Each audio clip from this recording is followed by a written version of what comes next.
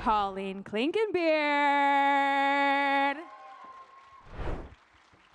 Looking very lovely in your warm weather clothing. I love the muted browns. I'm so ready for it to be cold in this building. I know. Are you from a cold weather area or no? I'm not. I'm from DFW, so it's hot. It's Texas always hot. weather, but that means that we like the cold weather. Exactly. You enjoy it when you're here. You're like, oh. Yes. And then people from Raleigh are like, I hate It's so it. cold. Yeah. I hate it. Is it your first time here? No, I did GalaxyCon Raleigh like 2 years ago. Oh, we love that convention. Yeah. Has anybody been to GalaxyCon Raleigh before? Yeah. There we go. If you haven't, you have to be sure to come. It's a great time. Yes, for sure. It's a great time. So you obviously already have quite a line, but I'm going to ask you some of the origin story, basically. What got you into voice acting? Well, my best friend back in the day was Laura Bailey. Anybody know who Laura Bailey is? I think we know Laura Bailey. I'm trying to decide how to sit on this. I know. It's like one of these. All right. Make yourself comfortable.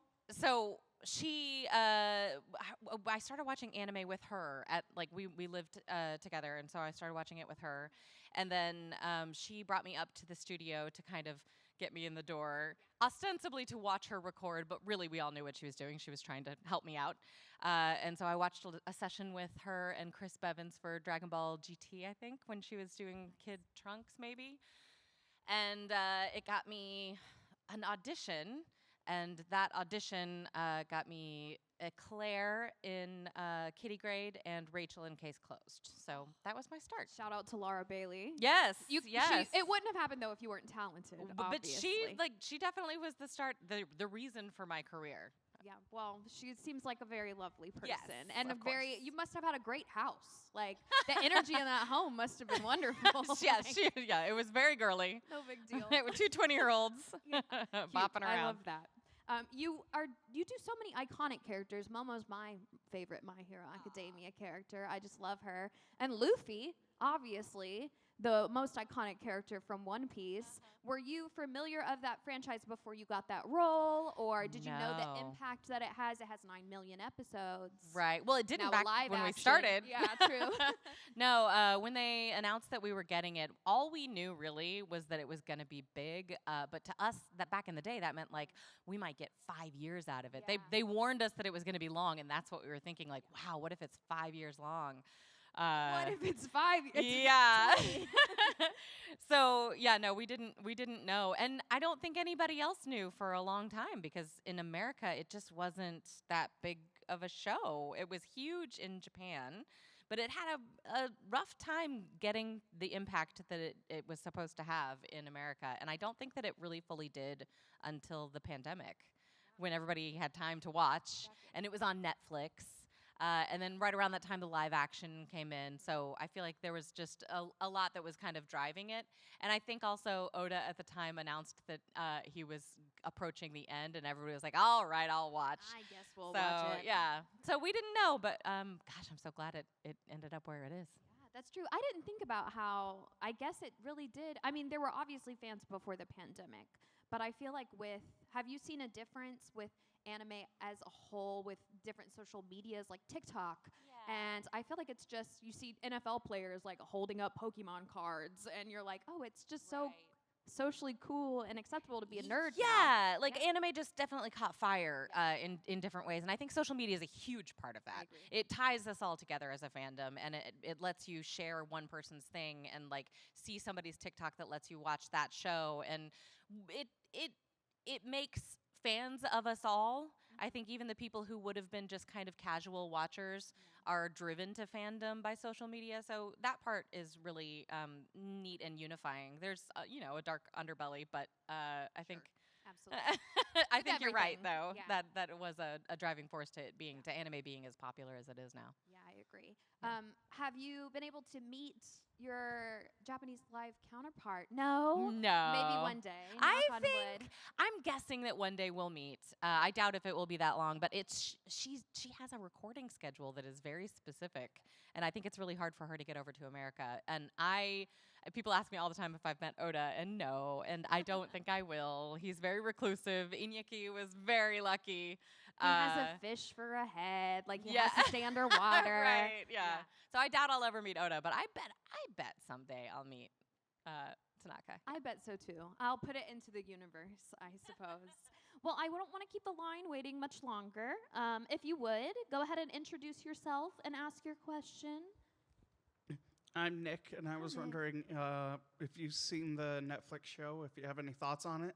Yeah, I did. I was tentative about it. I think because all of us were, like, when we found out it was coming, we were like, we'll see. No, they always mess that up. But I think they did a really good job with it. I was very worried about how they were going to do the stretching. Nobody has successfully done that. But it looks fantastic, and it's cast so well. So I'm excited to see what they do with season 2, because Chopper, I still have questions. Oh. But it looks good. I've seen the teaser. Yeah, the teaser looks good. So He's very cute. Thank you. Thank you. Hello. Hi there. My question is, what quirk in My Hero Academia would you like to have and why? That changes all the time. I think the cheap answer is that I would like some kind of teleportation quirk. Hopefully not as dark as Kurogiri, but something like that. But if I'm gonna not go the easy route, then I would like some kind of diagnostic quirk where you can touch someone or something and figure out what's wrong with them or it. So I touch your car and tell you what's wrong with it, or I touch a person and be like, here, you need to go get an X-ray. Both of those are very frugal answers. You're like, no airline tickets ever again, Yeah. or no medical bills ever again. That's Can genius. you tell I'm a mom? Genius. No, I think it's great. It's perfect. Okay, thank you. Thank you. Hi, my name is Haley. I just want to say I love that all of the shows are now kind of in like their best era, especially My Hero. I know, right? Like this final season was amazing, but my question's more like I know you do directing a lot. With that, like, do you have a favorite aspect of that? And with simuldubbing, is the process different or is it same? Right. I actually, last November, I retired from directing and producing. Oh, Sorry. no. So that's why season 7 of My Hero was directed by Mike McFarland. I loved aspects of directing, mostly the control. I'm a control freak. So I really liked casting. I'm a huge fan of the casting process, and casting My Hero was one of my favorite things I did in my career. You did great. Thank you. But I really don't like the mental toll that it takes because, I mean, feel for your directors, guys. The anime directors are putting in a lot of mental and emotional toil trying to make sure that everything stays consistent. It matches up with what the fan expectations of the Japanese are. They have to sometimes be the ones to recognize that this character that showed up in a bit part in episode 2 is actually the character that shows up in a bigger role over here. There's just a lot that goes into it. So that was not my favorite part. And what was your last part of your question? I wanted to know, like, with simuldubbing, is the process different, or is Right. that just studio-based decisions? Oh, I mean, for sure that's studio-based. That's a business decision that they want to make sure that they're putting out as much content as the market will tolerate. It makes everything more difficult. But I think you hear a lot of complaining, I think, from the actors and directors about simuldubs because it has changed our process and it's changed our lives a lot. Like, you can't take a vacation. You have to be there every week, or you're going to be replaced for an episode because they have to move on. So that kind of stuff, I think, stresses the people out, but I think it's really good for the market. I think that you guys as fans get episodes that you can rely on that are coming on a weekly basis, and they're a lot closer together than they used to be with the Japanese. So you're not having to wait a whole year before you get the dub. So I think it's giving the fandom what they want, and in exchange, it just makes the process a bit harder.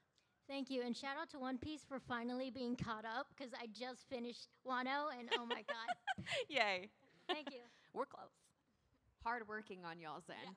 Yes. Way up here. Okay. Hold on. No worries. If someone would be Don't able fall. to help them, yeah, there we go. Pop the mic out. Perfect. Got it. Your cosplay is amazing. Yes. You look great. Thank you. So my name is Adriana, and first I want to say, as a Fruits Basket and an Akito fan, thank you. She is one of my girlies. Don't boo me. And I'm just happy to have a voice while I'm like writing and being able to do stuff. So anywho, Akito's a character who goes from 0 to 100 in a blink. And you had said playing her was like an acting masterclass, and I just want to hear more about that. It was such a whirlwind process. First of all, the original Fruits Basket, like back in the day, I don't know what we all decided to call that, but the Fruits Basket that came out in 2000, was it 9? 2001. 2001, okay. That one was the first anime that I ever saw. Because that was Laura, Toru is played by Laura Bailey, and so she showed me that one first. And that was my introduction to anime at all. And so when it came back around and we were getting the manga version of the anime, I begged Caitlin Glass, who's the director, to give me an audition for Akito, because I knew that even though they were bringing the original cast, they couldn't bring back the original Akito because we knew more about Akito than we did back in the day. So I begged for an audition, and she was kind enough to let me do that. And then from there, it was just, Caitlin and I are both very actors. So she was very accepting and very, like, I don't know how to say it, open and welcoming to letting there be a lot of emotion in the booth. She gave me a lot of space, but she also crafted it really well, and she knew the series very well and had read the manga, so she was just a wonderful coach all along the way. And essentially, it was just me crying in a booth for 3 weeks. That was what Akito was. I love her. She's awful, and I understand the hatred. I love her. But mostly I love Toru. You have to have the awful characters to really appreciate and have a story, I'd say. And it gives Toru, like, a really, truly corrupt, awful person to help fix. It shows that even that depth can be brought back. Thank you for your question. Hi there. Hello, hello, I'm Miles Hancock's a huge Trafalgar Law fan, as you can see. I love him too. Yeah, and I was just wondering, how has the One Piece 6-month hiatus on the anime affected the dub of voice acting process? Because I know there hasn't been a lot of updates, and it's kind of been kind of silent, and everyone doesn't know when there's going to be a release date or anything, so it's kind of in the dark. I know, and I'm sorry about that. I wish I had news for you, but I don't. It hasn't felt as long for us because we still had, trailing things to do. But we had also it had slowed down because we were so caught up that I was able to record one episode a week instead of the many, many episodes a week that I was doing. So it's been slow and steady for me for a while. And now we have, other little things going on with One Piece that are kind of filling in the gaps. But as far as worrying about the 6-month gap, to me, it's just let Oda cook. Just whatever you need. If I can bring you some tea, just please enjoy your space. We will be here when you're ready. Okay, thank you so much.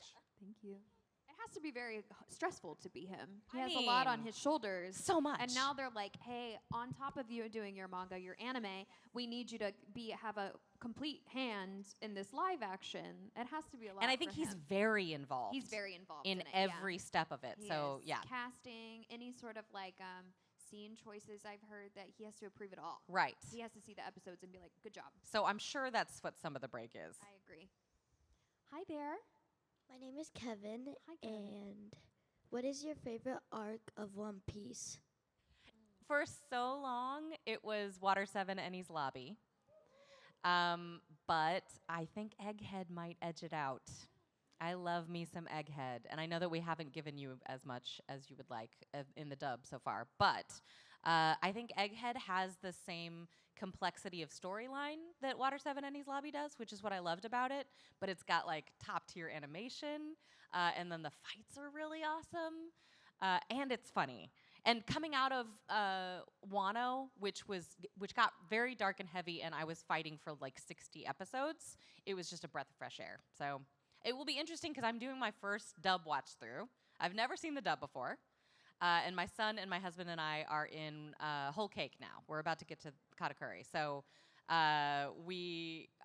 this is my first time through, and I'm really interested to get to that spot in Egghead and be like, do I love it as much as an audience member as I loved it while I was recording? Because it's different.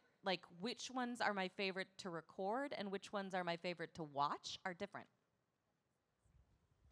What made you decide to finally watch the dub? Was it your son watching it with your family? I've heard that that's a very popular, like, you're like, now I can enjoy it with my kids. Yeah, and I that's think great. like all the Straw Hats also, we've started touring together at these conventions, and now we all have kids, and so we're kind of getting to the point where we're watching it to like support each other and to see what people were talking about at conventions. And I had kind of spot watched it while we were recording it. You watched the sub in order to record what we're doing, but it wasn't like a back-to-back. I watched episode 1 all the way through. So it was good to get like a true through line as an audience member. Yeah, that's great. Hi, Luffy. Hi, I'm Haley, and I would like to know what is your favorite thing that Luffy said. There was this one time that has stuck in my head, and I don't know why, and maybe it's not my favorite anymore, but it's still stuck in my head, which was, oh man, I thought I was gonna get to see a goat. I don't know why. You say that every petting zoo. Yeah. Oh man. We just saw goats recently. I should have. Perfect. You did see a goat. Hi there. Hi, my name's Rob. I'm glad Kevin and Haley asked about your favorite arc and your favorite potential quote. I was actually going to ask, on your rewatch, what's been your most like interesting part of the rewatch? Something that's like a little bit more emotional, that maybe chokes you up, that maybe shocked you. Mine's always when Luffy yells out to Robin, "I want you to say that you want to live." Yeah. That's a good question, because, yeah, some of the things I think while we were recording, for various reasons, were not as emotional as I was recording it as I think hit the audience. As an example, without spoilers, how do I do this? There's a moment with Ace that hits the audience really, really hard. And as now an audience member of the dub, I can say hits you really, really hard. But in it, Luffy doesn't say much. It's a lot of noises and not a lot of talking. So as we were recording it, and I remember that day too, it was quick. Like we were recording the lots of different things at the same time. So I was just in the studio and out of the studio, and it just wasn't a very impactful recording session. So even though everybody's like, oh my gosh, what was it like recording that moment? Like, not much. It was fast. But as an audience member, oh my gosh. So yeah, things like that. I didn't remember loving the Robin stuff as much. Now, as an audience member, Water 7 Enies Lobby is top tier. But in recording it, it wasn't as big of a deal. And now I just love it. I love that section so much. Both times I've loved Thriller Bark. As recording it and as an audience member, I love Thriller Bark. I love Whole Cake more as an audience member. I hated recording Impel Down, and I loved watching Impel Down. Why did you hate recording it? Is my Oh, question. I was tortured. He was literally That's being true. tortured. You're like, you He's have just to scream. screaming You the have to whole scream. time. Yeah. And I don't remember who was directing, but they were mean, and they wouldn't just pull screams. So it wasn't like, oh, we can use that scream again later. It was just, We do need it a new again. fresh scream yes, every in the time. background behind somebody else talking. Yeah, that's rough. Thank you. Thank you. What's your most difficult voice to speak? Luffy is for sure the most physically difficult. He's not the most emotionally difficult, but he hurts all the time. And I get asked a lot, doesn't that hurt? Yeah, it hurts. Every second of it hurts. The first line hurts. So the most physically challenging, for sure, is Luffy. I used to be able to do, when I was young, back in the day, when I was 20-something, I could do like 8 hours at a time. So I would go from booth to booth, and we were recording in like 3 booths at the same time, the same show. So I would go from Luffy to Luffy to Luffy session. I could not do that anymore. I can do about 2 hours on a good day now. Some Thank people you. may not know you can legitimately harm your voice. Oh, 100%. From doing like screams in like video games and in television shows. Do you have a way that you've learned to like be careful with your voice, or did they teach you that? Did you have to find that out on your own? There are all sorts of ways to be gentle, but there's nothing I can do with Luffy. Like, that's just not something that a body was made to do. So there's no warm-up, there's no tea, there's no singer saving grace that's going to help me from Luffy. It just hurts. And if I didn't have the vocal cords that I have, I would for sure have hurt myself by now. And I think that there are people who have. I mean, I see friends get hit all the time. Poor Aaron Dismuke strained a muscle and then was like on vocal rest for months and Tia was Ballard worried. was saying Yes. the same. She was like, I don't remember what she said she did, but 6 weeks. Yeah, that's It's terrifying. crazy. Or Yeah. people get vocal nodes. That's a thing. Surgery. Yeah, and you have to get surgery, and then you're never the same.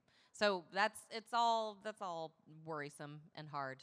But thus far, knock on everything, I've been okay. I actually went and got I went and got a laryngoscopy when we found out we were coming back to start recording One Piece again after that like 3-year hiatus that we took. We came back, and I was like, let's get a laryngoscopy and just make sure that I'm in full vocal health now that I'm an adult. So I went, and they stick a thing all the way down your throat. Like, they spray something so you won't gag, and they stick a thing all the way down your throat, like scope, and they take a look at your vocal cords, and he has you do things, and I was like, I'll do my voice so you can see what I actually do. And I did the voice, and he's like, you shouldn't do that. That's so yeah. Because like when you talk, your vocal cords are supposed to go like that, and mine were going. Whoa, help us. I don't think many voice actors can say that they've gotten a full camera view of what their vocal the voice cords look sounds like when they do yeah. their voice. That's really cool. But I actually got more damage from the laryngoscopy than I did from the voice. Like, I got the laryngoscopy, and then I had hiccups for a month. Once and never again. Yeah, nope, There not we doing that go. again. There we go. Great question. Thank you. Also, love your shirt. Great shirt. Hi, how are you? Hi My there. name Hi. is Gene. My one question for you is, out of all the Straw Hats, voice actor and actual character in the anime, who do you think is your favorite and you have the most chemistry with? I mean, am I allowed to say Luffy? Because it's Luffy. Oh, 100%. Yeah, for sure. In my house, we ask who's your favorite character other than Luffy, because Luffy's your favorite character. He was built to be a favorite character. He really was. And even if you say somebody else is your favorite character, I still think Luffy's your favorite character. You just don't know it. And I know that is 100% biased, but it's also just true. He's the best, and he's the best main character in his own show. Usually, the main character is boring, and we like all the tertiary characters. But no, Luffy's awesome. But I will say, Brook is my favorite Straw Hat other than Luffy, because he's so funny and because Ian is so good. I try not to tell him that to his face, but he is so good. I mean, he puts so many dimensions into that character that it would be really easy, because he's such a funny character, to just kind of ride it out and he'd be funny anyway. But man, he is doing some stuff with that character that is pretty, acting-wise, pretty flawless. And then if I'm picking a non-Straw Hat, I love me some Bon Clay. I think who I have a lot. Barto is fantastic. I like the funny ones. It's all the funny ones. I like It's hard Foxy. to choose because there's so many, and they're all so colorful and wonderful. Yeah. It's like a wonderful, fantastical world. So Yeah. it's like, do I like the skeleton that plays the violin, or do I like the man that wears the flamingo outfit? Yeah, it's hard. Not him. Yeah, well, that's fair. Hi, Thank thank you. And we have a Luffy here. Hi. Okay, well, my question was already said already, so I'm kind of blanking right now. I think a second best option is, if you had to narrow it down, what was your favorite episode to record? 1028. Yep. If you had to. 1028. Oh, okay, gotcha. I literally know. There is an episode where, and I don't think this will give too much away, but there is an episode where he turns around and he says, "Tell everyone we're gonna win," and that moment gave me chills. I was like affected every time I saw it. Every time we replayed that moment, I was like, ah. So just for that moment, 1028. Thank you. 2015 I love how was really you knew high. that answer. Yeah, I looked, because when I had that moment, I was like, okay, what episode is this? So they're gonna ask. So now you're going to watch it and you're going to be like, this was what Colleen was talking about. 2015 is high too. So what would be the funniest line that you think when you played Luffy and Gohan? There's a moment that is my husband's favorite. Oh gosh, I've got it written down. An old, oh shoot, a geezer is getting drunk with a beat up unicorn. There's something. It's in Thriller Bark and it's really funny, but I don't remember it. You know what? My favorite, funniest Luffy moment. I don't say a word. It's when he pushes the zombie back into the ground. I say nothing, but it's the funniest moment. What I meant is like the funniest line. It is that one that I can't remember. That's not helpful, is it? I thought I was going to see a goat. I thought I was going to get to see a goat. Also, there's one moment where he's talking into a transponder snail and he says, "Keep your potatoes peeled." And I love that moment too. And what is your funniest Gohan moment? Oh my gosh, I don't even remember. It's been so long, and he's not very funny.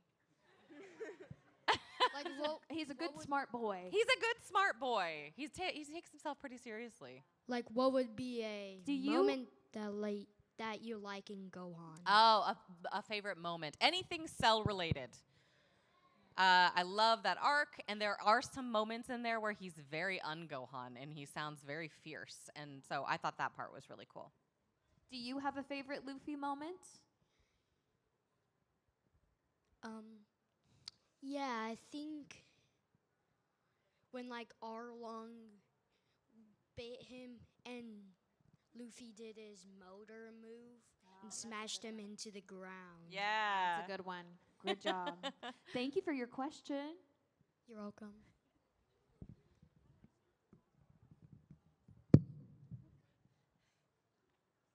Hi there. Hi. Oh.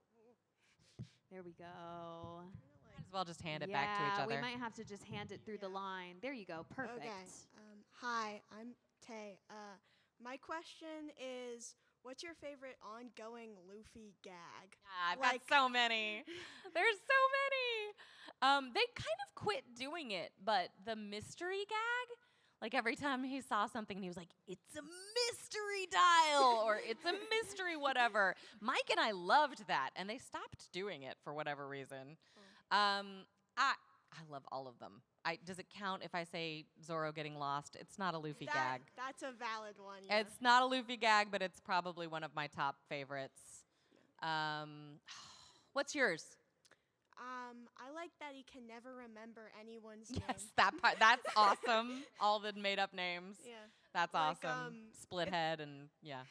It's like it reminds also with the Zoro thing. There's a meme online where it's like even if you gave him a GPS, Yeah. he wouldn't know where to go. Yes. It's intrinsically in him to get lost. Yeah. And I really love every time somebody takes a really long time to explain something carefully to Luffy and he's like, "Got it," and does the absolute opposite.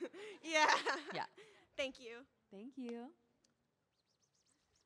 Hello there. Hello. I just wanted to ask, what was the most click, my brain. Gohan, what was the most craziest moment in that show for you doing that? It's funny because that show just wasn't that crazy for me. Going into it, I was so excited that I finally got to like do something more substantial in the Dragon Ball world because I kind of thought that it was past my time. Like I got in too late. I was never really going to be a big part in the world. And then Kai happened. And everybody was like, "Oh, get ready." People have fainted in the booth from how stressful these voices are. And like, wait until you power up. And it's just not as hard as Luffy at all. Luffy's so much harder. I was born molded by this. You've seen darkness.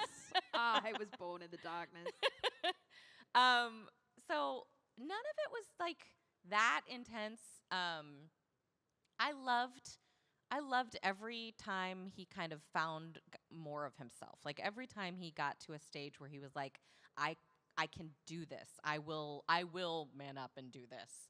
I loved every step that he kind of pushed himself to.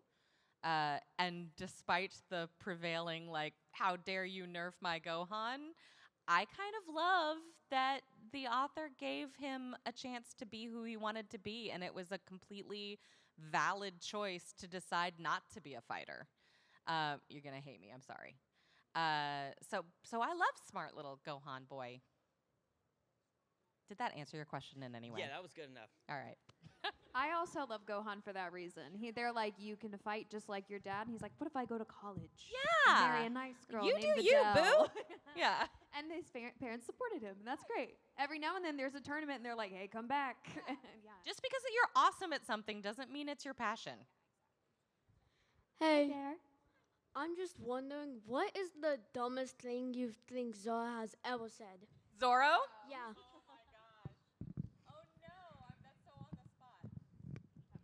That's hard to A do on the funniest Zoro spot. moment, A funniest maybe. Zoro Yeah. moment. Woof.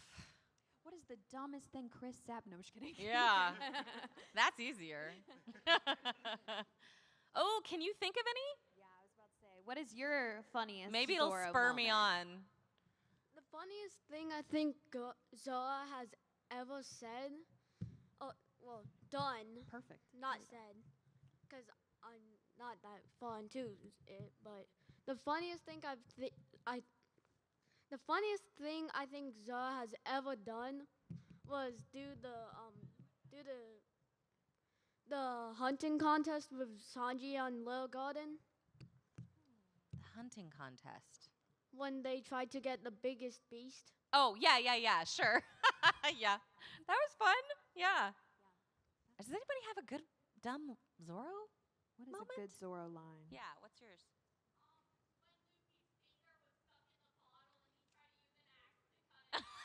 That's a good one. Any kind of weapon overreaction. Just having 3 swords to begin with. Yes. Very funny, but very him. What you got? Oh, Cutting his leg, yeah. The what is it, candelabra scene where he's in the wax and he's like, I'm just going to cut my legs off. Yeah, they like to do that, like Luffy trying to tear his arms off too. Yeah. Wait, yes, you. Yeah. Sure. All right. Thank you for your Thank you for answering question. for me because I didn't have one. Hi. Hi there. I'm gonna go a little off script, but are we gonna get another season of How Did the Wrong Way to Use Healing Magic? They've announced it. Yeah, they've announced a season 2. They just I don't think they have a timing yet. Merry Oh, Christmas. awesome. Congratulations. Yeah. Thank you. Yes, so I'm excited about that. Okay. So my question is, in your opinion, what's the saddest moment in One Piece for you? In recording it, I would say I have to be careful. I'm trying not to do too many spoilers. I would say the Mary. Oh yeah. And in watching it, I would say Ace. Yeah. Yeah. Thank you. You are the first person I've ever interviewed that's conscious about One Piece spoilers. I don't want Everyone else is like, when this happens, and then they're like, well, if you haven't watched it, it's your own fault. Right? And No, you're like, I want you to be able to come to a panel even if you've only seen 50 episodes. boat. You know the boat sad? Yeah, right. The boat sad? The boat sadness? Hi there. Hello, I'm Jason. I feel like it's sacrilege to ask a fairy tale question dressed as a One Piece character, but fairy tale ended a few years ago, and we finally got 100 Years Quest. How did it feel stepping back into the role of Erza Scarlet? It was wonderful, first of all. I'm so glad that we got more. But it was also weird because I didn't realize how much my voice had changed. Because I recall in recording Fairy Tale that in order to get to Erza's voice, I had to pitch my voice down pretty low and like strain for that depth. And now my voice is way lower than her voice sits naturally. So I have to actually raise my voice a little bit in order to not sound like a 40-year-old woman. And I know Erza sounds still older than she really is. But it was interesting because I'm kind of like just lightening my voice just a little bit in order to sound the same. So it was fun. Thank you. Yeah. Great question. Hi, I wanted to ask, you are Riza Hawkeye for 2003 and the Brotherhood, correct? Correct. I think she's a really strong female character. Is it Me too. nice doing something calm compared to like the action scenes? Yeah, she was pretty chill, wasn't she? I actually play Rose in that as well, Rose Thomas. So I've got the struggle in that show was keeping those two voices separate, making sure that Riza was low enough and that Rose was high enough. And that got easier as I got older because I had a little bit more access to a lower range for Riza. So that's why in Brotherhood she's a little lower because I could. Yeah, but she was very chill. Gotcha. Even when she's not chill, she's still much more chill than my average role. No, say she stays calm during anything. Yeah. But I also wanted to say between she's like Zoro. Almost a female version. Between the 2003 Fullmetal and the early One Piece, how everything's a lot more lighthearted and they're just kind of just going on adventures. Which one do you prefer? Between Fullmetal and One Piece? How before the time skip in One Piece, everything was a lot lighthearteder and they were Right. kind of just going on random adventures instead of a big macrocosm. Uh-huh. Which one did you prefer? I'm so sorry. I'm still having trouble understanding. Between the beginning, the pre-time skip One Piece and later One Piece? Yes. Okay. I thought you were still comparing it to Fullmetal. Okay. I think they both have their place. So I like the pre-time skip stuff as like a comfort food. I would go back to those episodes over and over again and just like be joyful. And I do think that now we're getting some of that back. Then I like the depth of character and story that we got post-time skip. So I do think that it stepped up in terms of animation and in terms of story. It just stepped up and got more complex and more interesting and like something you could devote your life to. But it's still nice to go back to pre-time skip and be like, joy, we're on the boat together, we're friends. Thank you. Thank you. Hi, my name is Brandy. My question for you kind of goes back to what you were talking about before about how Luffy is this character that just everybody loves and he's a favorite and he's inspirational. Why do you think he is so lovable? Yeah, I genuinely, I've thought about it a lot, and I really, really think it's because he lives so wholly in the moment. He is one of the only main characters or characters that I feel like just isn't tortured by their past, and he's not so focused on the future that he can't have his priorities in the present. Torturous stuff has happened to him in his past. He should be very traumatized, but he takes it in, he feels it, he's not denying any of it, and then he moves on. And then he's got a goal for the future, a very specific goal, and he's working toward it, but it doesn't ever stop him from going, we need to go over here and fix this first. Because he is totally living in the moment. And I think that is something that we all should be doing to a much greater degree, and it makes him really refreshing because you get kind of tired of being mired down in the dirt with a lot of characters. And we spend a lot of time, especially in anime, with characters that you're like, get over yourself. And Luffy just isn't like that. I love that. Thank you. Hi. I was wondering if, out of any of the 4 shows, if you really wanted to voice a different character, would you be upset? Which 4 shows? These 4 shows? Yes. Oh, okay. So if I voiced a different character in these shows, would I have been upset? Yes. Sad. That's I missed your interesting. character? I mean, I love all of them. Yeah. If you could voice another character Right. on top of your character. Yeah, which that's one would it hard. be? I mean, I gave myself Momo, so that's kind of cheating. Well, it was a great choice. Best character. Erza's the best character in that show. Luffy's the best character in that show. Oh, that's hard. You have all the best characters. I mean, there are a lot of really cool characters in Dragon Ball, but most of them are male. So The option of 5. yeah. So I don't know. I don't think I would have been upset. I probably would have gotten attached to whoever I was with. In fact, I thought I was auditioning for Robin and Nami when I auditioned for One Piece. I had no idea Mike was interested in me for Luffy. So that would have been just fine with me, but I am glad I have who I have. I got real lucky. Okay. Thank you. Thank you. Hi, my name is Maylin, and I had a question, so I don't know if you kept up with it in the past or not, but for a while there, you were voicing the same characters that Ohara Sayaka was in Japanese. And was that just coincidence? Because you had Erza, you had Yuko Ichihara, and you had a few others, I know. Oh, that's interesting. Total coincidence. But it also kind of makes sense. Like that's a pretty specific vocal print. That low voice thing. And I also think like having the benefit of being older and being starting out in those earlier days, there just weren't that many voice actors around. That's now true. the competition is so fierce. There's no way I would have gotten all 4 of these characters in all 4 of these shows if they happened right now. There's just no way. But back in the day, I was like one of 5 main voice actors at Funimation. So yeah, I got cast a lot. Very lucky. And then kind of to piggyback off of that, did you ever feel like you were typecast for the strong, resilient, smart female character? Oh no, what a chore. Yeah, like I mean, that's what we love you for, Being a obviously, strong besides woman. Luffy. But did you ever feel like, oh, you know, I want to... I just want to be a ditzy blonde. No, I get what you're saying, and yes, like they're fun. That is a lot of the main characters who are females are not my vocal type, and I'll never be able to do that. And people would try. Like I got Toa in Dragonlance. Oh no. There was a show about dragons. And then I did Emma in for the love of God. The Brothers Conflict. Okay. So I've done a few of those meeker roles, and I don't get them very often. I think probably because I'm not very good at them.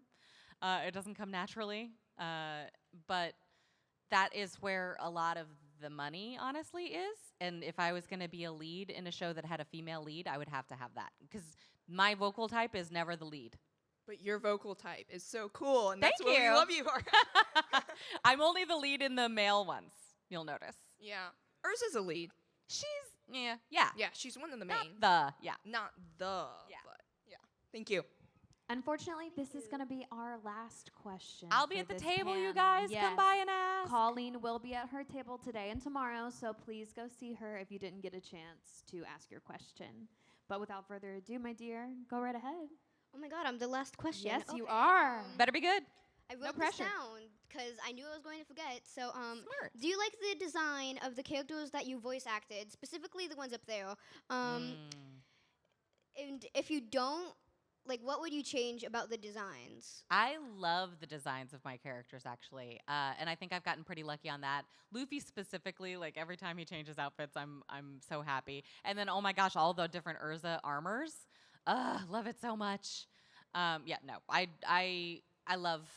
love anime art, and I mean that extends to manga too. But I'm voicing the anime. And I think that it is so diversified and good, and you can really tell when you get to a character that is flat and static, and like I've seen that character before, versus the character that shows up where you're like, that character is going to be important because it's so well drawn and so cool and so interesting. And I think I've gotten lucky to get a lot of those. By the way, my friend wanted to ask, what was your favorite Yaoyorozu moment? I also really like Yaoyorozu. I mean, I really like the fight with Aizawa and Todoroki. I just think that was kind of one of the first chances we got to see her feel a little bit more confident, and she got some support that she badly needed. And I think that was the beginning of where she picked up speed in understanding that she was as capable as she is. Great, thank you. Thank you for your question. Thanks, you guys. Thank you for joining us. Thank you Yeah. for sharing your talent, your voice to characters that we know and love. We really appreciate it. Can I get one more round of applause for Colleen? you guys. Clinkenbeard? I know that you have NDAs, but is there anything coming up that you would like to talk about, that you want to mention? I mean, The keep NDAs watching are One hard. Piece. There we We've go. got Wrong Way to Use Healing Magic is coming back, and Fire Force is coming back. So. Yes, Fire Force. Perfect. Well, we're going to do a stage selfie. So if y'all are familiar, we're going to stand up. Everybody come a bit closer to the stage, but not on the stage.